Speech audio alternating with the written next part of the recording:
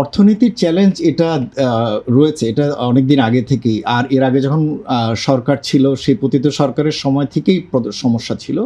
অন্তর্বর্তী সরকার সেই জায়গাটাকে পুনরুদ্ধারের চেষ্টা করেছেন, অনেকটাই তারা করে গিয়েছেন, কিন্তু তারপরেও পুরো পুনরুদ্ধারের কাজটি হয়তো তারা শেষ করতে পারেননি। সুতরাং সেই জায়গাতেই নতুন যিনি দায়িত্ব নিচ্ছেন, নতুন যে দল দায়িত্ব নিচ্ছে, সুতরাং তার সেই ধরনের এই ভঙ্গুর অর্থনীতিকে পুনরুদ্ধারের বিষয়গুলো তার একটা বড় এজেন্ডা হবে, এটা আমরাও বুঝতে পারি।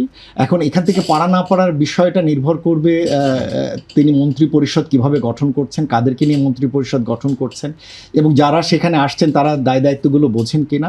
পদ্মা সেতু, মেট্রো রেল এবং এলিভেটেড এক্সপ্রেসওয়ে নির্মাণের গর্বিত অংশীদার বসুন্ধরা সিমেন্ট।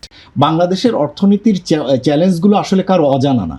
এমনকি আমি তো দেখি যে একজন সাধারণ কৃষকও কোনো কোনো ক্ষেত্রে আমাদের চেয়ে ভালো জানেন, যারা আমরা শহরে বসে মনে করি যে আমরা অনেক বড় অর্থনীতিবিদ, তার থেকে অনেক বেশি সাধারণ মানুষ তার সমস্যাগুলো ভালো বোঝেন, একজন শ্রমিক তার সমস্যাগুলো আরও ভালো বোঝেন।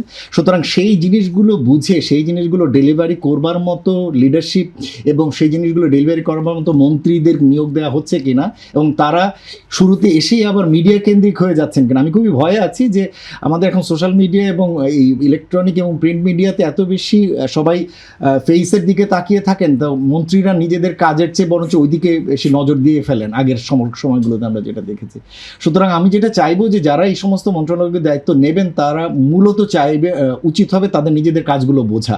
কারণ অনেকদিন পরে বিএনপি ক্ষমতায় আসছে, প্রায় বলতে পারেন 2006 এবং 2026, 20 বছর পরে আসছে। সুতরাং সরকার পরিচালনায় যে ধরনের জটিলতা এই সময়কালে তৈরি হয়েছে, নতুন ধরনের যে অর্থনৈতিক বাস্তবতা তৈরি হয়েছে, ব্যুরোক্রেসির যে নতুন ধরনের উত্থান হয়েছে, এবং যে ধরনের ম্যাচুরিটি এবং একই সাথে অন্যান্য ধরনের কমপ্লেক্সিটি তৈরি হয়েছে, সেগুলো চ্যালেঞ্জ মোকাবেলা করা নতুন সরকারের জন্য সহজসাধ্য না। সুতরাং এটাকে ঠিক এক কথায় বলার বিষয় না যে তিনি পারবেন কি পারবেন না, বরঞ্চ বলার বিষয়টা হচ্ছে তিনি চ্যালেঞ্জটি মোকাবেলা করে উপযুক্ত একটা লিডার মানে মন্ত্রণালয়ের জন্য এবং মন্ত্রী পরিষদের জন্য উপযুক্ত নেতৃত্বগুলোকে নিয়ে আসতে পারবেন কিনা, সেটা দেখার বিষয়।